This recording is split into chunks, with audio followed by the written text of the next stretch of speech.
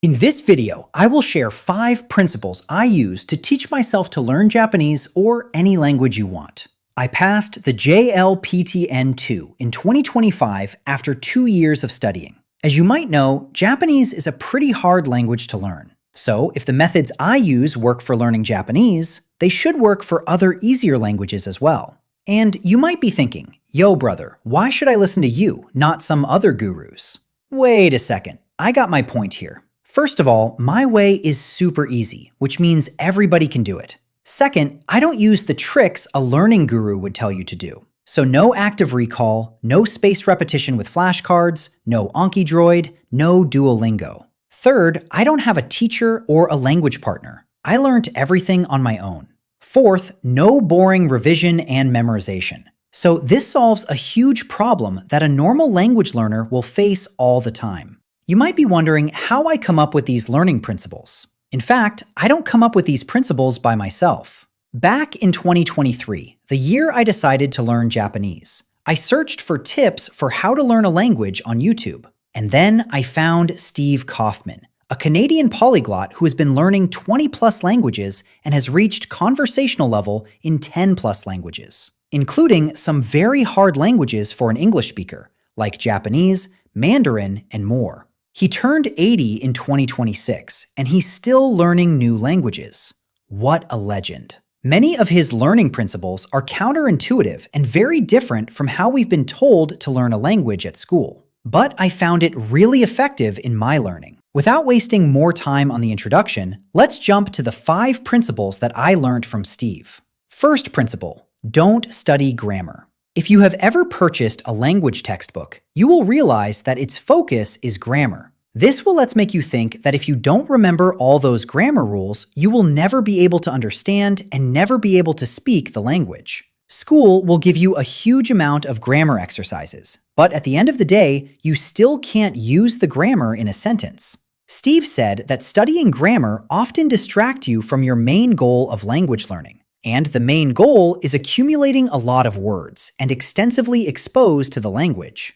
Grammar rules are kind of like the ways to build the Lego bricks, but the words are the Lego bricks themselves. So even if you know how to build, you can't do anything without the Lego bricks. But for Steve Kaufman, he will buy one grammar book with no exercises, just simple usage of the grammar. And he will only look up the grammar when needed. But he never spent majority of his time on studying grammar. And he also said that grammar should be learned when the learner is interested at any moment. Second principle, don't rely on textbook. Whenever you pass the beginner stage, you should not use the textbook as your primary study material. Textbooks are good for absolute beginners because textbooks offer a step-by-step guide to learn all the foundations, like very common verbs, nouns, adjectives, numbers, and how to form simple sentences. But there are some problems with language textbooks, especially at intermediate levels. First of all, it's too boring. Nobody likes to read a textbook with a long list of vocabulary on every page. And second, most textbooks focus on grammar rules, which is not ideal as we've discussed in the first principle. So what do we do instead? Steve's approach is simple. He would stop using the textbook immediately after maybe the first 2 months of studying. And then he will start reading mini-stories to learn the words that appear frequently. I discovered his technique too late when I was already at an intermediate level. And you know, I was learning Japanese, and the most entertaining content would be anime. So the primary resources that I use are just anime series and manga. Third principle. Don't use flashcards or spaced repetition to remember words. Many people complain that they forget words after one day, and so they force themselves to revise the word again and again. Maybe they build a spaced repetition system with anki, and they study the vocabulary for hours every day. But still, they can't remember a lot of words, and of course, it's boring. The problem is that barely remembering the definition of the words can't create an association with other words. Our brain needs to see the word over and over again in different scenarios in order to remember it. So instead of using that artificial way to remember words miserably, you just need to read and listen a lot in the language. And gradually, you will notice some words are appearing more often than others. When you don't understand the word, just look up the meaning without forcing yourself to memorize it, and your brain will be able to acquire those high-frequency words naturally. So you don't need to force yourself to remember every single new word you encounter. Experienced language learners know it is absolutely normal to forget words.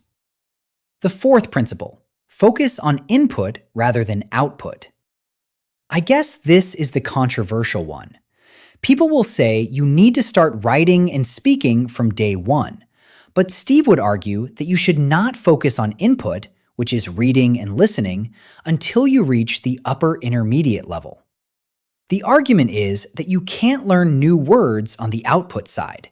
You can only learn new words on the input side. Output needs you to construct sentences, and sentences are constructed by words.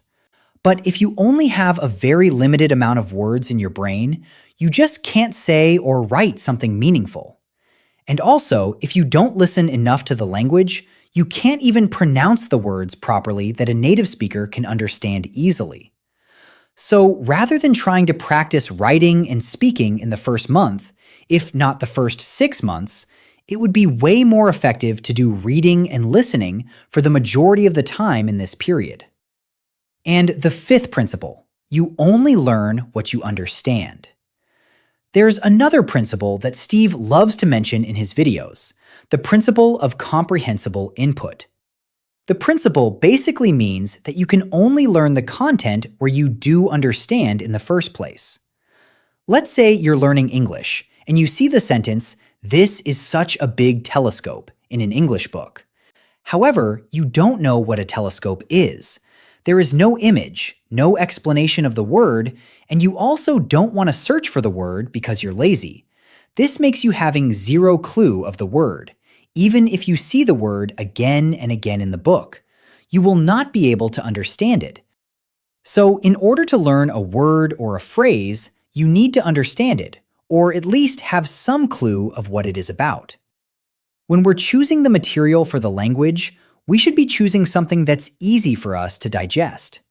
For beginner stages, it's better to choose easy books with images. And when we have a stronger language foundation, we can try to adjust the material accordingly. So let's do a quick recap on the main ideas in this video. First, don't focus on grammar. Focus on building your vocabulary bank. Second, don't rely on the textbook. Use authentic content like mini-stories, books, Netflix, or even YouTube videos. Third, don't use flashcards, as your brain will remember new words naturally when they see them over and over again in real contexts. Fourth, focus on input rather than output if you're at a beginner or intermediate level, because it is way more effective to accumulate more vocabulary in these stages. And fifth, you only learn what you understand. If you want to learn the word, you need to find a way to understand it, either with an image, a dictionary, or AI. This is the end of the video. Thanks for watching. See you next time.